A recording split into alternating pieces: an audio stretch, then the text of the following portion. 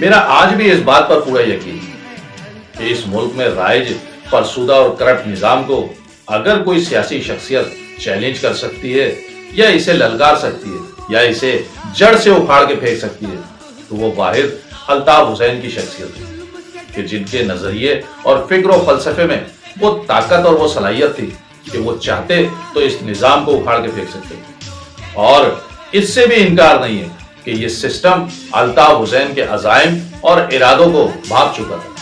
क्योंकि 1987 में जब अल्ताफ हुसैन ने पाकिस्तान के सबसे बड़े शहर कराची और सिंध के दूसरे बड़े शहर हैदराबाद से बल्दियाती इलेक्शन में क्लीन स्वीप किया तो सिस्टम को ये अंदाजा हो गया था कि अल्ताफ हुसैन को अगर इसी तरह फ्री हैंड दिया गया तो ये हमारी बिसात को लपेट कर रख देगा। यूं अल्ताफ हुसैन और इस सिस्टम के दरमियान एक तनाव और एक कशीदगी की कैफियत पैदा हो।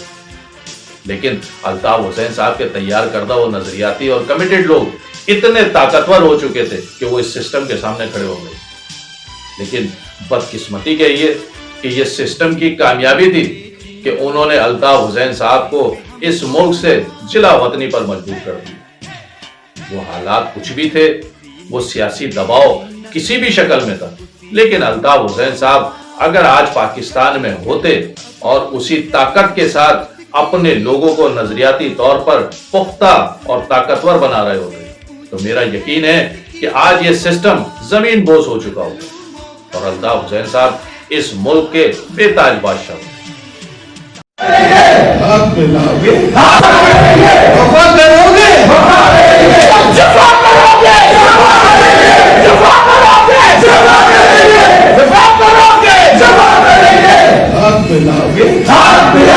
धर्म करोगे,